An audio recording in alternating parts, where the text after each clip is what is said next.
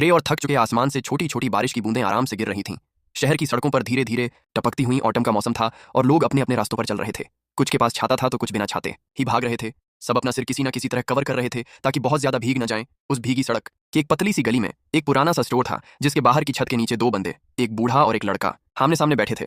बारिश जितनी बाहर ग्लूमी और डिप्रेस थी, उस स्टोर के नीचे उतनी ही कामनेस और ड्राइनेस थी। उनके सामने एक पुरानी फटी सी लकड़ी की चेस बोर्ड रखी थी। सीन में टेंशन थी जैसे कोई साइलेंट बैटल ग्राउंड हो। बूढ़ा बंदा अपने अगले मूव पर बहुत ही इंटेंस सोच रहा था। वहीं लड़का एकदम रिलैक्स्ड वाइब में बैठा था। उसकी बारी आई और उसने हल्की सी मुस्कान के साथ बोला, चेकमेट। बूढ़ा थोड़ा शॉक्ड था और थोड़ा एम्बैरेस्ड भी कि वो हार गया। बोलने लगा कि वो ऑलमोस्ट जीत ही गया था, बस 13 मूव बाकी थे। लड़के ने कुछ जस्टिफाई नहीं किया क्योंकि उसकी जीत कोई झोंका नहीं थी। वो तो फुल ऑन फेट से पहले ही डिसाइड हो चुकी थी। जीतने के बाद लड़का अपने पैसे लेने चला गया और बूढ़ा अब भी पीछे बैठा खुद से बड़बड़ा रहा था कि सुबह लू और जिमी से 20 येन जीते थे और अब सब गया। लड़का दिखने में बिल्कुल सिंपल सा था, स्कूल यूनिफॉर्म में, बाल सेठ, चेहरे पर क्लैरिटी और आंखों में वो डीप वाइब जो नॉर्मल बंदों में नहीं होती। पैसे लेकर वो फिर से चेस बोर्ड पर लौटा और पीसेस दोबारा सेट करता हुआ बोला, अगर लू और जिमी मेरे साथ खेलते तो तुझसे पैसे लेने की नौबत ही नहीं आती। वैसे भी ये तो बैलेंस है। तूने रिस्पेक्ट बचाई और मैंने कुछ कैश पकड़ लिया। बूढ़ा फिर से गेम को जूम करके एनालाइज करने लगा और बोलता रहा कि उसका आइडल जो भी सिखाता है वो टोटल बेकार है। लड़के ने एक ग्रिन के साथ पूछा, तो फिर तू जिमी और लू को हराता कैसे है? बूढ़ा चेस बोर्ड को चिढ़ते हुए देखता है और बोलता है, चल फिर से खेलते हैं। गेम स्टार्ट होने से पहले लड़के ने अपनी आंखें बंद की और पूरी दुनिया से डिस्कनेक्ट होकर चुपचाप फोकस में चला गया। ऐसा लगा जैसे पूरे ब्रह्मांड ने एक सेकंड के लिए ब्रेक मारा हो। बारिश की बूंदें भी हवा में ही फ्रीज हो गईं। ना कोई आवाज, ना हलचल, सब कुछ स्लो मोशन में। उसके दिमाग में पूरा पिछला गेम रिवर्स प्ले होने लगा। हर मूव, हर इंसान जो चेस के पास से गुजरा था, सब क्रिस्टल क्लियर सामने आ गया, जैसे सब कुछ रिवाइंड हो रहा हो। उसका दिमाग एक ऐसे डिजिटल स्टोर जैसा था जिसमें हर मेमोरी एक एक डिस्क की तरह स्टोर थी। वो जैसे ही किसी डिस्क को टच करता, सारी वीडियो फाइल कॉन्शियसनेस में घुस जाती और सब कुछ लिटरली उसकी पाल्म में जैसे दिखने लगता, प्योर एचडी क्वालिटी में। और उस पल वो पूरी तरह से रेडी था अगली बाजी के लिए। बाहर अब भी बारिश उसी थकी हुई आसमान से लगातार गिर रही थी और अंदर सीन में एनर्जी एकदम इलेक्ट्रिक थी, एज इफ यूनिवर्स खुद इस मैच का इंतजार कर रहा था। और जैसे लड़का खुद ही बोले, भाई अभी भी चांस है, हार मानने का कोई सीन नहीं है। चप्पलों की आवाज और सड़क किनारे जमा होते पानी की हल्की सी बहती धुन, ये सब कुछ चैट के दिमाग में जैसे प्ले हो रहा था। एक भी डिटेल उससे मिस नहीं हुई। और हाँ, ये काम आसान तो बिल्कुल नहीं था, लेकिन मुश्किल का मतलब हार थोड़ी होता है। थोड़ी थोड़ी चक्कर सी आ रही थी, पर उसने खुद को संभालते हुए चीज का एक पीस उठा लिया। बूढ़ा एकदम चुप हो गया और चेस बोर्ड को घूरने लगा, क्योंकि रूल्स तो सेट थे। बेट लगाने के बाद गेम को रिप्ले करना जरूरी था, और अगर बूढ़ा पैसा हार गया तो उसे एक चेस लेसन मिलेगा। अब सीन थोड़ा अजीब था, क्योंकि चैट के अंदर वो टिपिकल रिस्पेक्ट और शर्म नहीं थी जो आमतौर पर यंगस्टर्स बड़ों को देखते वक्त रखते हैं। वो तो उस टाइम पूरा टीचर मोड में था। हर एक चाल पर डिटेल में बात कर रहा था, स्ट्रेटेजी समझा रहा था कि दुश्मन को कैसे हराना है। और लास्ट में बोला, अगर तू इस हफ्ते वो 13 हॉर्स सैक्रिफाइस के तरीके सीख लेता है ना, तो अगले हफ्ते तू उन सबको हरा देगा जिनसे तू हमेशा हारता है। ये सुनकर बूढ़ा बंदा इतना एक्साइटेड हो गया कि एकदम से पूछ बैठा, तो फिर मैं तुझे भी हरा सकता हूँ क्या? चैट ने कॉन्फिडेंस में बिना सोचे बोल दिया, भाई 500 साल भी दे दूं ना तुझे, फिर भी तू मुझे हरा नहीं पाएगा। बूढ़े के चेहरे पर डिसअपॉइंटमेंट उतर आया और फिर उसे अचानक याद आया कि चैट तो स्कूल में पढ़ता है, तो पूछने लगा, तेरी तो अभी सेल्फ स्टडी क्लास होगी, तू स्कूल से इतना जल्दी कैसे आ गया? चैट थोड़ी देर सोच में गया और फिर बोला, मैं किसी का वेट कर रहा था। बूढ़ा थोड़ी कंफ्यूजन में था, सोच रहा था कि आखिर वो किसका वेट कर रहा होगा। उसने चैट को चेस चैंपियनशिप में पार्ट लेने का ऑफर दिया और बोला, अगर तू ये जीत गया तो तेरे पैसे वाले सारे इशू सॉल्व हो सकते हैं। लेकिन चैट ने बिना टाइम वेस्ट किए साफ मना कर दिया और बोला, मैं खुद को कोई चेस प्लेयर नहीं मानता। इतने में बारिश धीरे धीरे थम गई। एक छोटा बच्चा चिल्ला के बोला, बारिश रुक गई। बूढ़े ने नोटिस किया कि चैट का बॉडी मूवमेंट थोड़ा बदला है। फिर उसने भी उसकी नजर फॉलो की और देखा, गली के एंड पर एक कपल अपने बच्चे के साथ चल रहा था। औरत ने भी चैट को देखा, उनकी नजरों का कनेक्शन हुआ। चैट उठ खड़ा हुआ, उसका मुंह खुल गया। एकदम साइलेंट सरप्राइज के साथ उसकी बॉडी में हल्का सा झटका गया।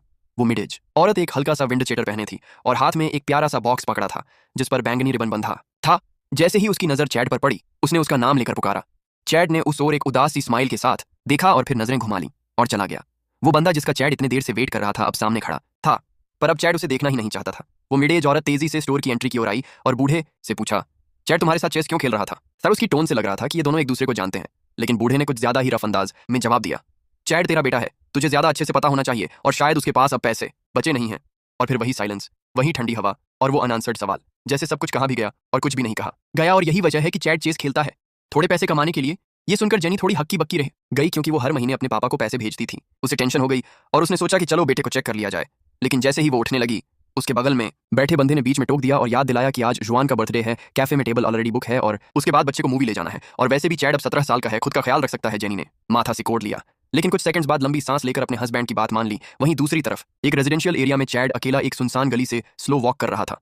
पूरा रास्ता पेड़ों की छांव से ढका हुआ था। वो एक डिम डोरवे से होते हुए एक पुरानी बिल्डिंग के अंदर गया और चाबी निकालकर फ्लैट का दरवाजा खोला। छोटा सा फ्लैट था, कचरे और गंदगी से भरा पड़ा, वॉलपेपर उखड़ रहा था और फर्श पर धूल की मोटी परत थी। चैट ने फोन निकाला, कॉन्टैक्ट्स में गया और एक नंबर डायल किया, लेकिन कुछ बोलने से पहले ही सामने वाले ने बोलना शुरू कर दिया, पैसे चाहिए तो अपनी माँ को कॉल कर। बैकग्राउंड में महजूम की आवाजें आ रही थीं। चैट ने बड़ी ही शांत आवाज में कहा, मुझे पैसे नहीं चाहिए, मैं कब से पैसे नहीं मांग रहा तुझसे।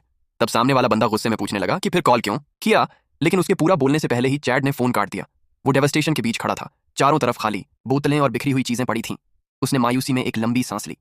फोन की स्क्रीन पर टाइम दिख रहा था, 18:01। वो नीचे बैठा, ध्यान से अपने स्कूल यूनिफॉर्म की स्लीव्स ऊपर की और फिर अपने फोरआर्म को देखा। वहां एक डिजिटल टाइप ग्लो करता हुआ टाइमर दिख रहा था, 5 घंटे 18 मिनट और 12 सेकंड। ये टाइमर जैसे उसकी स्किन में ही एम्बेड था और लाख कोशिश के बाद भी वो इरेज नहीं हो रहा था और वो साइलेंटली लगातार कम हो रहा था। ये नंबर्स जैसे उसको याद दिला रहे थे कि 5 घंटे 18 मिनट बाद कुछ बहुत अनयूजुअल होने वाला है। उसे नहीं पता था क्या होगा, पर इतना जानता था कि इस वक्त वो सिर्फ खुद पर ही भरोसा कर सकता है। टाइम एक ऐसी चीज है जो इंसान की लाइफ से लेकर सिविलाइजेशन तक को माप सकती है। और जब भी तुम्हारी लाइफ में टाइम काउंटडाउन कर रहा हो, चाहे वो किसी भी चीज से शुरू हुआ हो, तुम खुद ब खुद एक अर्जेंसी फील करने लगते हो। तभी तुम्हारे दिमाग में एक साथ बहुत सारी थॉट्स फ्लैश करती हैं, जैसे खतरा, मौत या फिर एक नई लाइफ। लेकिन चैड को कुछ भी श्योर नहीं था, तो उसने डिसाइड किया कि वर्स्ट के लिए खुद को पूरी तरह रेडी रखेगा। अगर सच में कुछ डेंजर है तो उसे कम से कम अपनी पूरी ताकत से उसका सामना करना चाहिए। रात के अंधेरे में वो बाहर निकला और धीरे धीरे बढ़ा हार्डवेयर स्टोर, सुपरमार्केट और फार्मेसी की तरफ। उस वक्त अक्टूबर चल रहा था, ठंडी हवाएं, धीमा अंधेरा और एक टिकिंग टाइमर उसके साथ चल रहा था और आसमान शहर के ऊपर बादलों से ढका हुआ था। चूंकि उसे ये नहीं पता था कि उसे किस चीज का सामना करना पड़ेगा, चैड ने सारे पॉसिबल सिनेरियोज के लिए तैयार रहना तय किया। लगभग सारे ही उसके बचत के पैसे इन चीजों को खरीदने में खर्च हो गए थे। उसने किचन चाकू तकिए के नीचे रखा और बोनिंग चाकू नाइट स्टैंड पर रख दिया। चूंकि उसे पता नहीं था कि क्या होने वाला है, वो जितना हो सके उतना तैयार होने की कोशिश कर रहा था। उसने दरवाजों और खिड़कियों को चेक किया, ये सुनिश्चित करने के लिए कि सब कुछ बंद और लॉक्ड हो। फिर वो बिस्तर पर बैठा और सोचने लगा कि क्या उसे किसी असिस्टेंट की जरूरत है, पर इस हालात में कौन उसकी मदद करेगा, क्योंकि उसकी माँ का नया परिवार है और उसके पिता एक जुआरी हैं।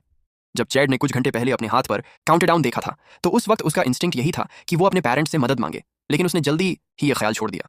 उसने बहुत देर तक ये सोचा कि वो किससे मदद ले सकता है और उसे एहसास हुआ कि आम इंसान से मदद लेना बेकार होगा और स्कूल में भी उसके कोई दोस्त नहीं थे। ऐसे वक्त में जब कोई भी भरोसेमंद नहीं था, उसने सोचा कि क्यों ना भगवान से मदद मांगी जाए। आखिरकार सारी तैयारियां पूरी हो चुकी थीं। वो बिस्तर पर लेटा हुआ था, अंधेरे में अपना फोन देख रहा था और अपनी माँ के वीचैट आइकॉन को देख रहा था, जिसमें कोई नोटिफिकेशन नहीं था। उसे थोड़ी निराशा हुई। हालांकि यह एहसास ज्यादा देर तक नहीं रहा, क्योंकि वो उसे भी दोष नहीं दे सकता था, क्योंकि उसके पिता ने परिवार की सारी प्रॉपर्टी बेचकर वो सब जुआ में उड़ा दी थी। एक हद तक वो अपनी माँ के लिए खुश था जब उनका तलाक हुआ, क्योंकि सामान्य दिनों में उसके पिता माँ को मारते और धोखा देते थे। चैड के हिसाब से उस वक्त माँ का वॉलंटरी तलाक लेना बिल्कुल सही फैसला था और वो मानता था कि उसकी माँ का ये निर्णय सही था। अगले दिन जब उसके पेरेंट्स का तलाक हुआ था, उसकी दादी ने भी माँ को समझाने की कोशिश की थी कि ऐसा ना करे। उसने कहा था कि उसकी माँ के पास पहले से एक बच्चा है, तो कोई भी फिर से उससे शादी नहीं करेगा। ये सब सुनने के बाद चैड ने तय किया कि वो अपने पापा के साथ रहेगा। उसे अपने पेरेंट्स के चेहरे पर हैरानी साफ दिखी, लेकिन उसे खुद पता था कि यही सही फैसला था। चैड ने अपना फोन निकाला और अपने हाथ पर काउंटडाउन की फोटो खींचने की कोशिश की, लेकिन ये नंबर्स जो सामान्यतः साफ दिखते थे, फोन स्क्रीन पर नहीं आए। तब चैड को एक गंभीर सवाल आया, क्या ये उसके जीवन के आखिरी 2 और आधे घंटे हो सकते हैं? ये सवाल गंभीर भी था और रोमांटिक भी, और उसने खुद से पूछा कि उसे इस जिंदगी में सबसे ज्यादा क्या चाहिए था, जो उसने अब तक तय नहीं किया था। ये सवाल उसके दिल को छू गया। वो उठकर कोट पहनकर अपने टूटी हुई साइकिल को घर से बाहर निकाला और उस जगह की ओर चल पड़ा जहां वो जाना चाहता था। उसकी जिंदगी में बहुत सी अफसोसें थीं और बहुत सी बातें थीं जो उसने करने की हिम्मत नहीं की, लेकिन आज वो कुछ ठीक करना चाहता था और उसे डर और कायरता की जरूरत नहीं थी, उसे सिर्फ हिम्मत चाहिए थी। अपनी साइकिल पर बैठकर चैड एकदम शांत था और उसका कोट हवा में लहराता जा रहा था। और एक पल ऐसा आया जब उसे लगा कि अगर आज सच में वो मर गया तो उसे वो सबसे जरूरी मिशन पूरा करना चाहिए था जिसे वो लंबे समय से करना चाहता था। थोड़ी सी खोजबीन के बाद आखिरकार उसने वही मोटरसाइकिल देखी जो उसे पहचानती थी, पार्किंग में खड़ी, और दूसरी मंजिल से माजों के खेल की आवाज सुनाई दी। तभी उसे समझ में आया कि वो जगह मिल गई है जो वो ढूंढ रहा था। फिर उसने अपना फोन निकाला और पुलिस को फोन करके बिल्डिंग 17, ब्लॉक 2, रूम 2011 में गैरकानूनी जुआ खेलने की जानकारी दी। दूसरी तरफ ड्यूटी पर बैठा इंसान कुछ देर के लिए चुप रहा। फिर उसने सब कुछ लिख लिया और जवाब दिया कि वो लोग अभी एक टीम तैयार कर रहे हैं जो तुरंत वहां पहुंचेगी। ये सुनकर चैड को सुकून मिला। उसने अपनी साइकिल घुमाई और घर की ओर लौटने लगा। आखिरकार उसने वो किया जो वो लंबे वक्त से करने का सपना देख रहा था। जब वो रास्ते में था तो उसने एक पुलिस की कार को अपनी साइकिल से गुजरते हुए देखा। वो एक बादल से ढका हुआ शाम का वक्त था। बारिश आसमान से गिर रही थी और सभी लोग अपनी अपनी कामों में व्यस्त थे, छातों के नीचे छिपे हुए। वो शहर की सड़कों पर इसी दृश्य को देखता हुआ चला जा रहा था। घर पहुंचकर उसने सबसे पहले अपने गीले कपड़े बदलकर सूखे और गर्म कपड़े पहने। फिर उसने अपने हाथ पर लगे नंबर्स को देखा, 0 घंटे 32 मिनट 30 सेकंड। सभी तैयारियां फिर से चेक करने के बाद चैड ने अपनी आखिरी आधी घंटी अपनी वसीयत लिखने में बिताई। अगर वो मर जाता है तो शायद कभी ना कभी उसके दोस्त और परिवार वाले उसकी आखिरी बातें पढ़ सकेंगे, और अगर नहीं तो वो बहुत ही भाग्यशाली होगा। जब फाइनल काउंटडाउन आ पहुंचा तो वो पहले से भी ज्यादा शांत हो गया था। उसी वक्त दुनिया अपनी पुरानी रफ्तार से चलती रही। चक्का घुमाने के बाद हीरो बिस्तर पर बैठा था और हाथ में चाकू मजबूती से पकड़े हुए था। उसका दिल उत्साह और इंतजार से तेजी से धड़क रहा था। उसे नहीं पता था कि अब क्या होने वाला है, लेकिन वो किसी भी चीज के लिए तैयार था। इस बीच जेनी बेखबर अपनी नई फैमिली के साथ मस्ती कर रही थी और फिर काउंटडाउन रुक गया। चैड ने शांति से देखा जैसे समय उसके चारों ओर ठहरा हुआ था। उसके फोन की घड़ी की सुई जैसे स्थायी रूप से 0 घंटे 0 मिनट 0 सेकंड पर रुक गई थी। दीवार घड़ी की सेकंड हैंड अचानक रुक गई और खिड़की के बाहर की लाइट भी अब नहीं टिमटिमा रही थी। अचानक ठहरा हुआ समय जैसे टूट गया और उसकी छोटी सी हरकत के साथ ही दुनिया उसकी आंखों के सामने टुकड़ों में बिखर गई। जो कमरा होना चाहिए था वो गायब हो गया और अब जो बचा था वो सिर्फ अंधेरा था। तुरंत उसके बाद वो अंधेरे में गिर पड़ा और उसे ये नहीं पता चला कि वो कितना वक्त वहां रहा। अंधेरे में दुनिया के टुकड़े फिर से जुड़ने लगे और एक बिल्कुल नई दुनिया अचानक से सामने आ गई। अब चैड एक बिल्कुल अनजानी जगह पर एक तंग सख्त बिस्तर पर लेटा हुआ था। उसने कभी यहां नहीं देखा था। हीरो ने तुरंत उठकर बिस्तर पर बैठते हुए सबसे पहले अपनी हथेली पर देखा, लेकिन अब उसमें कुछ भी नहीं था। उसका चाकू जो उसने हाथ में पकड़ा हुआ था गायब हो चुका था। फिर उसने अपने हाथ पर ध्यान दिया और अचानक पाया कि उस पर लगे नंबर्स बदल चुके थे। 7,47,055 घंटे 55 मिनट 56 सेकंड और एक इंस्क्रिप्शन दिखाई दी कि ये काउंटडाउन था वापसी का। फिर चार्ड ने समझा कि ये काउंटडाउन उस समय को काउंट कर रहा था जब उसे दूसरे दुनिया में जाना था और जो वर्तमान था वो उसकी वापसी को लेकर था। उसने जल्दी से अपनी हथेली देखी। उंगली के निशान वही थे जैसे पहले थे और यहां तक कि उसकी हथेली पर बने रोम के स्थान भी एक जैसे थे। और यादों से उसने पुष्टि की कि वो अपने असली शरीर में था। इसे समझकर ही नायक ने राहत की सांस ली और इस खबर को अच्छा माना। अब कम से कम उसके पास घर लौटने का मौका था और भले ही सभी लोग उसे देखकर खुश नहीं होंगे, फिर भी ये अच्छा था कि उसके पास एक जगह थी जहां वो वापस जा सकता था। चार्ड ने उस नई दुनिया को फिर से गौर से देखा और जब उस दुनिया ने रंग लिया तो उसने देखा कि वो एक जेल का यूनिफॉर्म पहने हुए था। वो तुरंत अपनी स्थिति समझ गया। उसने दीवार को चुपचाप छुआ और हैरान हो गया कि यहाँ इतना महंगा बिल्डिंग मटेरियल इस्तेमाल किया गया था। अचानक कुछ आवाजें आईं। नायक धीरे धीरे दरवाजे की तरफ बढ़ा, ये सुनने की कोशिश करते हुए कि लोग क्या चिल्ला रहे थे। लेकिन इससे पहले कि उसे कुछ समझ में आता, दरवाजा अचानक खुल गया। वो हैरान हो गया। तभी एक आवाज आई जो कह रही थी कि अब सुबह के 7 बज गए हैं, नाश्ते का समय है और सभी कैदियों को कतार में खड़ा होकर कैफेटेरिया की तरफ बढ़ना होगा। ऐसा लग रहा था कि अगर वो इस दहलीज को पार करेगा तो उसकी जिंदगी बदल जाएगी। थोड़ी उत्सुकता के साथ उसने अपना कदम बढ़ाया और बाहर निकला। लेकिन थोड़ी ही देर में वही घोषणा फिर से एक विशाल होलोग्राम पर दोहराई गई जो हर कोने में गूंज रही थी। हर सेल के बाहर एक कैदी खड़ा था। चार्ड हैरान होकर चारों ओर देख रहा था। सभी कैदी लाइन में लगकर खाने की जगह की ओर बढ़ रहे थे। एक बुजुर्ग आदमी अपनी पीठ झुकी हुई और नायक की ओर देख रहा था। चार्ड ने देखा कि उस आदमी की दाहिनी आंख एक लाल चमकती हुई मशीनी आंख थी और उसकी पूरी दाहिनी आंख का हिस्सा मशीनी संरचना से बना था जो उसके मंदिर तक जाती थी। मशीनी आंख ज्यादा नाजुक नहीं लगती थी बल्कि काफी मोटी और मजबूत थी और किसी कारणवश चार्ड को ऐसा महसूस हुआ जैसे वो आदमी उसकी हर बात का विश्लेषण कर रहा हो। तभी एक कैदी ने उसे बुलाया। एक मर्द मशीनी हाथ से उसे दीवार से पकड़कर चिपका दिया। एक मिडिल एज आदमी जिनके चेहरे पर खौफनाक मुस्कान थी ने उसे कहा कि ज्यादा मत खाना वरना बुरे नतीजे भुगतने होंगे और अपने आसपास को गंदा मत करना। जैसे ही उसने ये कहा, चारों ओर हंसी की आवाजें गूंजने लगीं। चार्ड ने देखा कि यहाँ आधे से ज्यादा लोग मशीनी अंगों से बने थे।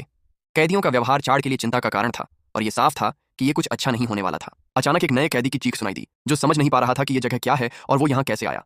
चीखते हुए वो आदमी पूरी ताकत से गलियारे में दौड़ने लगा। वो कह रहा था कि वो घर लौटना चाहता है और यहाँ नहीं रहना चाहता। वो चिल्ला रहा था कि उसका नाम हुआन है और उसके पिता शहर के बहुत प्रभावशाली आदमी हैं। लेकिन वहां मौजूद किसी को भी ये समझ में नहीं आ रहा था कि ये शहर कहाँ है।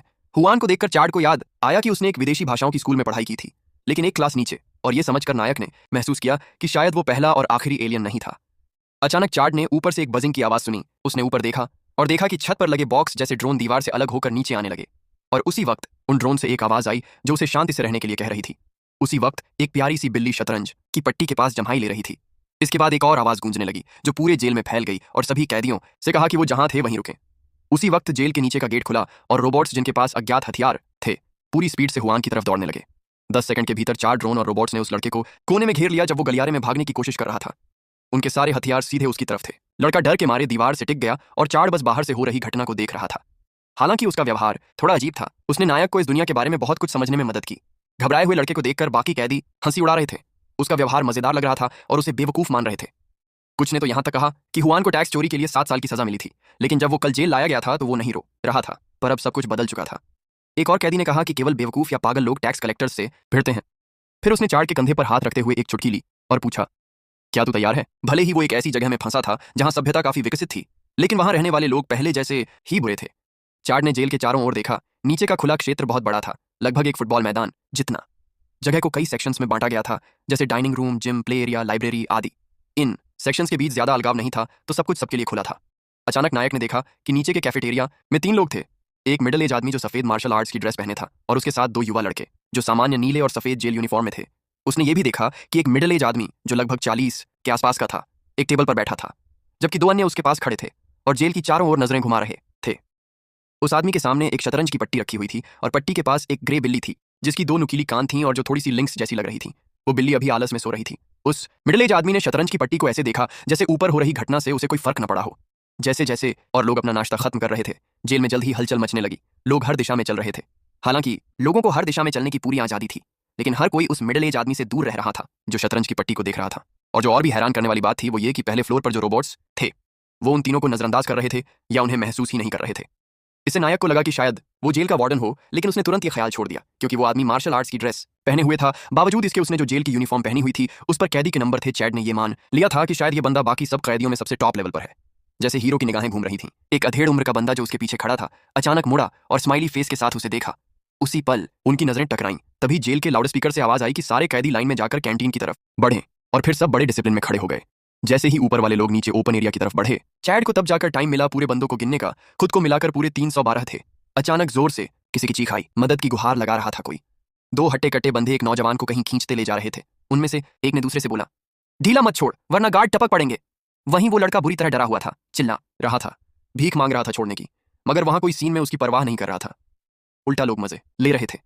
तभी चैड के सामने खड़ा वो पुराना बूढ़ा जिसकी एक आंख मैकेनिकल थी पलटा और बोला, अगली बारी तेरी है। हीरो ने एकदम शांत एक्सप्रेशन में उसकी ओर देखा।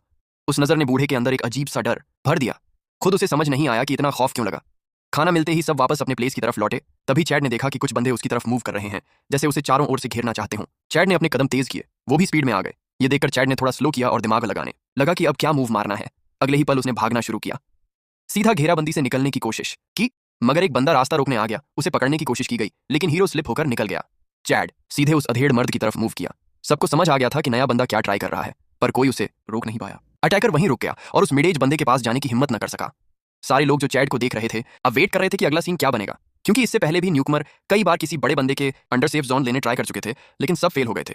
चैड ने लोगों की बातें इग्नोर की और फुल कॉन्फिडेंस में अपना फूड लेकर क्राउड के बीच से निकला और उस मिड एज बंदे की तरफ तेजी से बढ़ने लगा, लेकिन उसके पहुंचने से पहले ही उसे ब्लॉक कर दिया गया। ये एक नौजवान था जो उस बड़े बंदे के बगल में बैठा था। उसने स्माइल मारते हुए कहा, भाई समझ रहे हैं हम तेरा प्लान क्या है, लेकिन तुझे यहाँ से कुछ मिलने वाला नहीं। और वो मिड एज बंदा तो बस अपने चेस बोर्ड में ही मगन था, आसपास क्या चल रहा है उससे कोई लेना देना नहीं था। बाकी कैदी चैड के फेल होने पर हंसी उड़ा रहे थे, जैसे उन्हें पहले से पता था कि यही होगा। सबको मजा आ रहा था और वो चाह रहे थे कि न्यूकमर अब वापस उन्हीं के पास आए, मगर चैड ने उनकी फेक स्माइल और कमेंट्स को पूरी तरह इग्नोर करते हुए शांत अंदाज में सिर्फ इतना बोला, अभी गेम खत्म नहीं हुआ है, लास्ट तक ट्राई मारेंगे। भाई जैसे ही चैड ने बोला कि उसे ये गेम जीतना आता है, पूरा सीन साइलेंट मोड में चला गया। सब कैदी एकदम चुप। फाइनली वो मिड एज बंदा जिसने अब तक कुछ नहीं कहा था, उसने सिर उठाया और जैसे पूरा माहौल फ्रीज हो गया। यहाँ तक कि टेबल पर सो रही बिल्ली तक एकदम चौंक गई। उसने कुछ बोले बिना एकदम कूल अंदाज में लाल मोहरे को आगे बढ़ाया। फिर जैसे ही चैड ने प्ले किया, उस बंदे ने काले वाला ऊंट 5 से 7 पर मूव कर दिया और नया बढ़ा हुआ प्यादा खा गया। पूरा सीन एकदम शॉक में चला गया। दूर खड़ा चैड चुपचाप चेस बोर्ड को ऑब्जर्व करता रहा। ये वही गेम था जो धरती पर फेमस था और ये पोजीशन बोर्ड पर किंग को कैप्चर करने वाला मोमेंट कहलाता था। बाहर से लग रहा था कि दोनों प्लेयर्स बराबर हैं, लेकिन असली में ब्लैक साइड को जीतने के लिए बस एक मूव चाहिए था और रेड साइड ने अगर थोड़ा भी गलत प्ले किया तो सीधा लूज। चैड का सिस्टम कहता था कि अब ड्रॉ एक्सेप्ट कर लो क्योंकि रूल्स ऐसे हैं, पर चैड ड्रॉ के मूड में बिल्कुल भी नहीं था। उसने डीप ब्रीथ लिया और बोला कि प्यादा 2 से 3 पे जाएगा। मिड एज बंदा आंखें बंद कर सोचने लगा। उसकी आंखों में एकदम स्पार्क आ गया, लेकिन उसने बोर्ड से खेलने की मेहनत नहीं की, सीधा माइंड में चैड के साथ मैच कंटिन्यू करने लगा और अगला मूव बोला। सब एक तक दोनों का मैच देख रहे थे। हर बार जैसे ही उसने अगला स्टेप बताया, चैड धीरे धीरे उसकी टेबल के पास जाता रहा। कुछ देर बाद उस बंदे को रियलाइज हुआ कि बोर्ड पर अब उसका लेआउट वीक पड़ने लगा है। तभी चैड ने पूरे कॉन्फिडेंस में बोला, प्यादा 5 से 1 पर जाएगा, और उसे देखते हुए बोला, शाह। पूरा माहौल टेंस हो गया, सबकी सांसें अटक गईं कि अब अगला मूव क्या होगा। तभी उस मिड एज बंदे ने बोर्ड पर सारी चालें सेट की जैसे वे दोनों वाकई में खेल रहे हों। वो चैड की निडर चालों से इंप्रेस हो गया, जरा भी हिचक नहीं दिखी बंदे में। स्माइल करते हुए उसने हार एक्सेप्ट की और बोला, कल गेम कंटिन्यू करेंगे। उसे हैरानी थी कि इतना यंग बंदा इतना सॉलिड खेल कैसे जानता है। फिर वो अपनी सीट से उठा और बिना कुछ बोले निकल गया। पीछे सब बंदे अब तक शॉक में थे कि वो हार कैसे गया। जाने से पहले वो ब्लॉन्ड बंदा चैड के पास आया और बोला, मेरा नाम लुई है और ये मेरा लंबू फ्रेंड वैन है। किसी ने नोटिस नहीं किया कि उसी वक्त कई सिक्योरिटी कैमरे चैड की तरफ मूव हो गए थे। उनके लेंस थोड़ा सा शिफ्ट हुए, जैसे उसकी शक्ल को स्कैन करने की कोशिश कर रहे हो। किसी को पता भी नहीं चला कि कोई उसकी आइडेंटिटी कंफर्म करना चाह रहा है। अचानक एक यंग लड़का जिसकी लेग्स मैकेनिकल थीं दौड़ता हुआ चैड के पास आया और हेल्प मांगने लगा। पूरा पैनिक में था, लेकिन चैड ने उसकी तरफ देखा एकदम ठंडी नो इमोशन वाली निगाह से, जैसे बोल रहा हो, भाई तेरे चक्कर में नहीं पड़ने वाला। बाकी बंदे हंसने लगे और उस लड़के को खींचते हुए दूर ले गए। चैड ने उसे चिल्लाते सुना, मेरा अंकल सिटी 17 के चांगमैन कॉर्पोरेशन का डायरेक्टर है। लेकिन वो अपनी लाइन पूरी भी नहीं कर पाया था कि बाकियों ने हंसते हुए बोला, अगर टॉप 5 कंपनियों में से नहीं है तो चुप रह बेटा। चैड ने हर बात ध्यान से सुनी, बस काम की बातों को पिक किया। फिर उसने चेक किया कि यहाँ और कितने न्यूकमर धरती से आए हैं और फाइनली वो इस नतीजे पर पहुंचा कि कुल 12 न्यूकमर में से कोई और शायद ऐसा नहीं है जो उसके जैसा सोचता हो। धरती से शायद बस वही टीनेजर और चैड ही यहाँ पहुंचे थे। और अजीब बात यह थी कि जब चैड की उस कैदी से मुलाकात हुई तो उसे डिप्रेस फील नहीं हुआ, उल्टा थोड़ा पॉजिटिव सा लगा, जैसे उम्मीद की हल्की सी रोशनी हो। धरती पे तो वो एक एक्स्ट्रा सा बन गया था। बाप को वो सिरदर्द लगता था, माँ ने तो जैसे उसे फैमिली मानना ही छोड़ दिया था, और न कोई दोस्त न कोई रिश्तेदार जिससे वो दिल खोल के बात कर सके। 2 साल से वो एकदम अकेले रह रहा था, और अगर ये काउंटडाउन नहीं आता तो शायद वो पढ़ाई में डूबा रहता, कुछ पैसे जोड़कर किसी दूर दराज यूनिवर्सिटी में एडमिशन ले लेता ताकि वापस कभी घर ना जाना पड़े। पर वो जिंदगी तो एकदम बोरिंग थी। यहाँ की लाइफ एकदम डिफरेंट है, जैसे उसे एक नई लाइफ मिल गई हो। चैड शांत बैठा चारों ओर नजरें घुमा रहा था, जेल की हर छोटी छोटी डिटेल को याद रखने की कोशिश कर रहा था। क्या पता आगे कभी काम आ जाए। इसी बीच भीड़ के छंटते ही एक और यंग लड़का सामने आया। उसने वेट किया जब तक सब इधर उधर हो जाएं और फिर सीधा चैड के पास जाकर बोला कि वो उसका वेट कर रहा था। पास आकर उसने धीरे से चैड के कान में फुसफुसाया, जैसे सुना था वैसे ही तू दिखने में काफी डैशिंग है। चैड एकदम पीछे हट गया।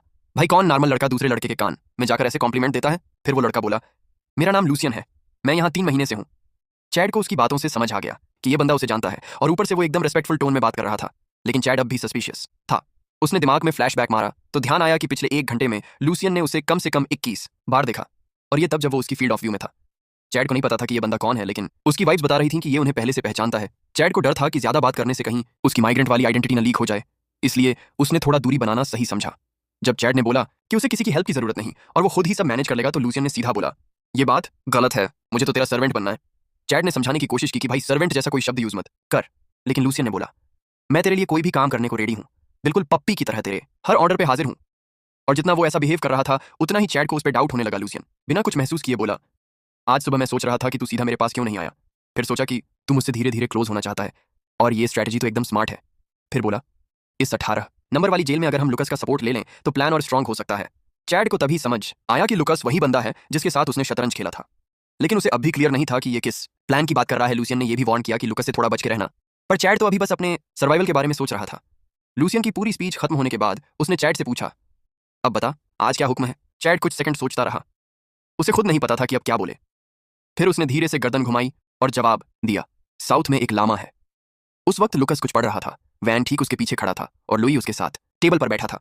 लुई चिल मोड में चेयर पर नंगे पांव बैठा था, उसके जूते बगल में जमीन पर रखे थे। जैसे ही बॉस ने पढ़ना खत्म किया, लुई मुस्कुराते हुए बोला, उस नए बंदे ने किसी और न्यूकमर की हेल्प नहीं की? लुकस ने बस हल्के में सिर हिलाकर बोला, एक्सपेक्टेड था ये, क्योंकि जब वो शतरंज खेल रहा था तब भी उसने पियादों पे कोई दया नहीं दिखाई, तो इंसानों पे क्या करेगा? लेकिन लुई अब भी कंफ्यूज था, पियादे और लोग एक जैसे कैसे हो सकते हैं? फिर उसने पूछा, बॉस क्या आप कल फिर से उसके साथ शतरंज खेलेंगे? लुकस ने पॉजिटिव रिस्पांस देते हुए वांग की तरफ देखा और बोला, क्योंकि कॉर्पोरेशन ने ग्वेन की गिरफ्तारी की रिपोर्ट दे दी है, प्रोसिक्यूशन भी पूरा हो चुका है। उसने एक फोटो दिखाते हुए ऑर्डर दिया, जैसे ही जेल पहुंचे कांटेक्ट कर लेना। फोटो को घूरते हुए वैन बोला, इस बंदे से मेरी कभी कभी टकराहट हुई है, थोड़ी टफ पर्सनैलिटी है, लेकिन मैं कोशिश करूंगा उससे बात करने की। फिर लुकस लुई की तरफ मुड़ा, आज सुबह जो हुआ उस बारे में? लुई ने जवाब दिया, मैं उसे काफी टाइम से वॉच कर रहा था, कुछ तो गड़बड़ लग रही थी। उसने बताया कि वो जो लुओ सिटी और यांगी कॉर्पोरेशन की बात कर रहा था वो सब सुनने में टोटल नॉनसेंस लग रहा था, लेकिन जब उसे उठाकर ले जा रहे थे उसकी आंखों में सीरियसनेस और डिटर्मिनेशन बहुत स्ट्रांग था।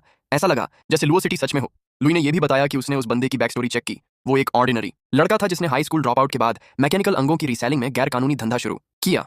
सिटी 18 में ब्लैक टाइगर केस के बाद उस पर इलीगल प्रोस्टेटिक्स चोरी का शक हुआ, लेकिन प्रूफ नहीं मिला तो टैक्स चोरी में अंदर कर दिया गया। लुई ने पूरा पास्ट खंगाला, लेकिन लुओ सिटी या यांगी कॉर्पोरेशन का कोई ट्रेस नहीं मिला। लुकस ने सुनकर ऑर्डर दिया, उस पर नजर रखो और पता लगाओ कि वो शतरंज किसके साथ खेल रहा है। लुई थोड़ी घबराहट में बोला, अभी तक ये क्लियर नहीं है, लेकिन मैं जल्द से जल्द सब सेट कर दूंगा। लुई ने साइलेंटली लुक्स की तरफ देखा और नोट किया कि उसका बॉस उस लड़के में इंटरेस्ट दिखा रहा है। उसी मोमेंट लुई की नजरें अचानक चैड की तरफ गईं, जो लाइब्रेरी में एंटर हो रहा था, चारों ओर बड़ी सावधानी से ऑब्जर्व करता हुआ। वो एक शेल्फ की तरफ बढ़ा और एक इलेक्ट्रॉनिक रीडर उठाया, क्योंकि अगर उसे इस दुनिया को जल्दी समझना था तो पढ़ाई ही बेस्ट ऑप्शन था। लेकिन जैसे ही उसने ई रीडर ऑन किया, सामने बुक लिस्ट की स्क्रीन नहीं बल्कि एक लॉगिन इंटरफेस आ गया। चैड उसे घूरता रहा, समझ नहीं पाया क्या करे। उसकी उलझन देखते हुए लुई पास आया और स्माइल करते हुए एक्सप्लेन किया कि ई रीडर कैसे यूज करते हैं और उसमें क्या क्या फीचर्स हैं। अकाउंट रजिस्टर करने के बाद चैड ने लुई की तरफ देखा और पूछा, यहाँ न्यूज भी देख सकते हैं क्या? इस पर लुई हंस पड़ा और बोला, भाई यहाँ सब मिलता है, बशर्ते तुझे यूज करना आता हो। उसने हंसते हुए बोला कि ट्राई भी मत कर, तेरे अकाउंट में उतनी पावर ही नहीं है जैसे बाकियों की भी नहीं है। यहाँ सिर्फ लुकस ही है जिसके पास ये राइट्स हैं। अब चैड को पक्का यकीन हो गया कि इस जेल में लुकस बाकी कैदियों से कहीं ज्यादा फ्री है। चैड ने लुई का शुक्रिया अदा किया और एक खाली टेबल की तरफ गया। बैठते ही पढ़ना शुरू कर दिया और लुई भी अपनी जगह वापस लौटने लगा, लेकिन तभी वो अचानक रुक गया। लुई ने झटके से पीछे मुद्रित कर चैड की तरफ देखा और नोटिस किया कि वो नॉर्मल स्पीड से नहीं बल्कि सुपर फास्ट स्पीड में पन्ने पलट रहा है, जैसे उसकी आंखें स्कैनर हों। लुई को लगा कि ये लार्डेज का सिर्फ दिखावा कर रहा है, पर कुछ रहा ही नहीं, बस इंप्रेस करना चाह रहा है। उसने बॉस से धीरे से कहा कि ये न्यूकमर किताब की बातों पे ध्यान नहीं दे रहा, बस फिंगर स्वाइप कर रहा है ताकि लगे कि वो पीआरएच रहा है। लुई ने अपनी बात को सपोर्ट करते हुए जोड़ा कि ये लर्डेज का ई रीडर को एकदम खाली आंखों से घूरे जा रहा था। इस दौरान चैड चुपचाप पन्ने पलटता रहा और लुई सोचता रहा कि ये बंदा सीरियस नहीं है। लुकस ने बिना सिर उठाए जवाब दिया कि दूसरों के चक्कर में पड़ी डाढ़ी है, बिना उन्हें उनकी लाइफ बचाने दो, क्योंकि अगर लुई खुद ऐसी सिचुएशन में होता तो उससे भी ज्यादा बेचैन होता, इसलिए दूसरों की जगह खुद को रखकर सोचना सीख। 3 घंटे बाद चैड ने ई रीडर को उसके प्लेस पर रख दिया और बाहर निकलने लगा। पीछे से वैन और लुई भी उसके पीछे चल पड़े थे। वो चैड के बगल से गुजरे जो अब भी लगातार पन्ने पलटे जा रहा था और उसके मालिक के साथ बिल्ली भी इठलाती हुई चल रही थी। तभी लूकस ने बाहर निकलते हुए चैड से पूछा, पिछले पेज की तीसरी लाइन में क्या लिखा था? चैड ने बिना सिर उठाए जवाब दिया, जब सोसाइटी का ऑर्डर चाउस में बदले तो उस चाउस को यूज करो ऑन ऑर्डर बनाए रखने और लॉ को बचाने के लिए। वैन और लुई दोनों शॉक हो गए। उन्हें यकीन नहीं हुआ कि बिना सोचे इतना एक्यूरेट जवाब कोई दे सकता है। वैन ने चैड से ई रीडर लिया, पिछला पेज खोला और जब उसने तीसरी लाइन पढ़ी तो वो भी दंग रह गया। फिर अपने बॉस को बोला कि जवाब एकदम सही है। उसी वक्त चैड ने नोटिस किया कि बिल्ली उसे घूर रही थी, जैसे उसे इंसानों की बातों की समझ हो, और ये उतना ही अमेजिंग था जितना चैड की सुपर मेमोरी। लूकस भी वैन की बात सुनकर थोड़ा हैरान हुआ और मुस्कुराते हुए बोला, अब चीजें दिलचस्प हो रही हैं। लूकस की पीठ को देखते हुए चैड ने महसूस किया कि अपनी एबिलिटीज दिखाना रिस्की था, पर यही उसका सर्वाइव करने का असली तरीका था। इस जेल के सबसे आजाद बंदे को यह दिखाना कि वो भी काम का है। खाली डाइनिंग हॉल में लूकस और उसकी टीम लंच कर रही थी। वैन उसके पीछे खड़ा था और थोड़ी देर बाद लुई भी उनके साथ जुड़ गया। उसने अपने शूज उतारे और लूकस के सामने वाली चेयर पर बैठ गया। जैसे ही उसने अपनी जगह ली, लुई ने बड़े चहकते हुए बोला कि मैं वापस आ गया हूँ। बिल्ली ने उसे घूर कर देखा और वैन ने भौहें चढ़ाते हुए उसे टोका कि बॉस के सामने थोड़ी रिस्पेक्ट रख, लेकिन लुई ने आंखें घुमा कर बोला कि बॉस ने तो कुछ बोला ही नहीं, तू ही मत बन मेरी मॉम। लुई की हाई एनर्जी नोटिस करके लूकस हल्के से मुस्कुराया और पूछा, कोई रिजल्ट मिला क्या? लुई ने एक्साइट होकर बोला कि हाँ, सब क्लियर है, चैड एकदम साफ सुथरा है, कोई अजीब लिंक या डार्क हिस्ट्री नहीं मिली। पर यही चीज सबसे ज्यादा सस्पिशियस लगती है। लुई ने बताया कि चैड सिटी 18 के हाई स्कूल का स्टूडेंट था। उसके मम्मी पापा का एक्सीडेंट में डेथ हो गया और उसे इनकी सारी प्रॉपर्टी मिल गई। बाकी कैदियों के जैसे उस पर कोई क्रिमिनल रिकॉर्ड नहीं है और वो अकेला ऐसा बंदा है जिसे सिर्फ चोरी के लिए जेल में डाला गया है, और वो भी सिर्फ 6 महीने के लिए। ये तो अब तक की सबसे छोटी सजा है जेल 18 के हिस्ट्री में। फिर उसने लूकस से पूछा कि क्या ये सब थोड़ा सस्पिशियस नहीं लगता तुझे? लुई ने यह भी जोड़ा कि उसने बाहर एक बंदे से बात की थी जिसने बताया कि चैड का केस थोड़ा कंफ्यूजिंग है। चैड ने जो फोन चुराया था वो असल में उसने खुद खरीदा था, पैसे भी दिए थे, लेकिन सेलर को समझ नहीं आया कि अकाउंट में क्रेडिट क्यों नहीं हुआ और कैमरा भी उसी टाइम खराब हो गया, जिससे सबूत बन ही नहीं पाया। यानी अगर वो सेलर पलटकर बोल दे कि हाँ फोन चैड ने खरीदा था या फिर पेमेंट का कोई वीडियो मिल जाए तो उसे सीधा छोड़ दिया जाएगा। और ये ट्रिक बहुत पुराने टाइप की है, अक्सर बिजनेसमैन लोग इसी तरह जेल से बच निकलते हैं। लुई ने कहा कि एक और चीज जो सस्पिशियस है वो है चैड का सरनेम। जैसे ही लूकस ने किंग सरनेम सुना, उसका चेहरा कड़क हो गया। इस एरा में किंग नाम बहुत रेयर है क्योंकि दुनिया की 5 मेन कॉर्पोरेशन में से एक है किंग फैमिली, और अगर किसी बंदे का सरनेम किंग है तो काफी हाई चांस है कि वो फैमिली कॉर्प का हिस्सा है। एलिस ने यह भी पता लगाया कि लूसियन को भी उसी चिंग फैमिली ने भेजा था। पहले तो समझ नहीं आया कि इतनी बड़ी कॉर्पोरेशन ने इतने लो प्रोफाइल बंदे को जेल में क्यों भेजा और उसका प्लान क्या है। वैन ने भी देखा कि लूसियन लोगों को अपनी टीम में जोड़ रहा है। लुई ने इसे कंफर्म करते हुए बोला कि जैसे ही लूसियन जेल में आया, उसने अपनी एडवांस मशीनिक बॉडी के दम पर सीधा बाकी कैदियों को दबाना शुरू कर दिया और एक ही महीने में 2 गुटों के बीच की लड़ाई में तीसरा प्लेयर बन गया। तब से लुई को यह साउंड करने लगा कि चिंग कॉर्पोरेशन का कोई डीप एजेंडा है जो उसे जेल 18 में भेजा गया। ये सब सुनने के बाद वैन बोला कि कॉर्पोरेशन को पता है कि लूकस यहाँ है और जब तक वो यहाँ है तब तक कोई और इस जेल को कंट्रोल नहीं कर सकता। लुई ने बोला कि भाई यही तो मैं भी सोच रहा था कुछ टाइम पहले। वो छोटा सा लौंडा इस जेल में कुछ भी करने लायक नहीं था, पर अब समझ में आ रहा है कि लूसियन असल में चैड के लिए कोई रास्ता बना रहा है। लुई पूरी तरह से कन्विंस हो गया था कि किंग कॉर्पोरेशन चैड को किसी बड़े रोल के लिए तैयार कर रही है और लूसियन बस एक रनर बॉय है। पर फिर भी उसे समझ नहीं आ रहा था कि प्लान क्या है, ये लोग आखिर इस जेल में करना क्या चाहते हैं। तभी लुक्स ने अचानक बोला, हो सकता है कि चिंग फैमिली अगली जनरेशन के शैडोज को चुन रही हो। यह सुनकर वांग और लुई दोनों शॉक में आ गए। लुई ने थोड़ा डिप्रेस होकर पूछा, मतलब चैड भी उन्हीं में से एक है? वो यहाँ किसी मकसद से भेजा गया है? लुक्स ने समझाया कि इतने बड़े कंसोर्टियम के पास एक ऑफिशियल फेस होता है और एक छुपी हुई ताकत हेड होता है फ्रंट पर, लेकिन शैडोज वो हैं जो अंडरवर्ल्ड डील्स और डर्टी वर्क्स को हैंडल करते हैं। उनकी पावर भी टॉप लेवल की होती है और वो फैमिली हेड के ठीक नीचे होते हैं। हर जनरेशन में शैडोज का सिलेक्शन बहुत ही क्रूर तरीकों से होता है, जैसे जहरीले जानवरों को पाला जाता है। लुक्स को डर था कि शायद चिंग फैमिली फिर से सबका चयन बिगाड़ने वाली है। बात करते वक्त एक कैदी गलती से पास आ गया और वैन की शार्प नजर देखकर डर के मारे ठहर गया। लुई को लगा कि अगर चैड सच में शैडो कैंडिडेट होता तो उसकी बैकग्राउंड इतनी साफ नहीं होती, जैसे जानबूझकर छुपाया गया हो कि वो किंग फैमिली से है। लुक्स ने कहा, हो सकता है चैड के बैक स्टोरी में कोई और बड़ा सीक्रेट छुपा हो, और उसने कहा कि उसे एक ऐसा आदमी याद है जो चैड जैसा दिखता था, पर वैन और लुई उसे नहीं जानते थे। लुकस ने कहा कि उसे चैड में इंटरेस्ट है और बोला कि लुई को उसकी इन्फो डिक करनी चाहिए। लुई थोड़ा हैरान होकर बोला, बॉस तू सीरियस है? वो किंग फैमिली से है। पर लुक्स ने मुस्कुराकर बोला, सिर्फ जानकारी निकालनी है, और वैसे भी किंग कॉर्प का बंदा पकड़ना काफी मजेदार होगा। लेकिन लुई को लग रहा था कि चैड बाकी लोगों से कुछ अलग है। लुकस ने कहा कि हर ऑर्गेनाइजेशन में अलग अलग टाइप के लोग होते हैं और सबकी अपनी अपनी वैल्यू होती है। टाइगर जो पहाड़ फाड़ दे, हॉक जो दूर दूर तक देख सके, वुल्फ जो लड़ सके, लेपर्ड जो हर सिचुएशन में फिट हो जाए, और डॉग जो पूरी तरह लॉयल हो। लुई की आंखों में चमक आ गई और उसने पूछा, बॉस मैं कौन हूं? लुकस ने बिना हिचके बोला, तू वो है जो काम से बचता है या फिर वो जिसकी पूंछ पे छड़ी मारी जाए तो ही हिले। उसी वक्त एक दर्दनाक चीख गूंजी। 2 कैदी जमीन पर गिर गए। रोबोट गार्ड ने गुस्से से बोला कि सभी कैदी अपनी सेल के हिसाब से वापस जाएं। लेकिन न्यूकमर चिल्लाया कि मैं तो सुबह ही आया था यार, बाकी न्यूकमर्स की तरह उसे अपनी सेल याद नहीं थी, तो वो बस खड़ा रह गया। पुराने कैदी इसे एंटरटेनमेंट की तरह देख रहे थे। उन्हें मजा आता था जब नए लोग रोबोट गार्ड से जिड्ढाकियां खाते थे, क्योंकि उन्हें अपनी लोकेशन याद नहीं होती। पर तभी सबका ध्यान एक सीन पर अटक गया। सब हैरान थे कि जब बाकी न्यूकमर्स को एक एक करके टॉर्चर किया जा रहा था, वो न्यूकमर जो लुक्स के साथ चेस खेल रहा था, यानी चैड, एकदम ठंडे दिमाग से अपनी जगह खड़ा था।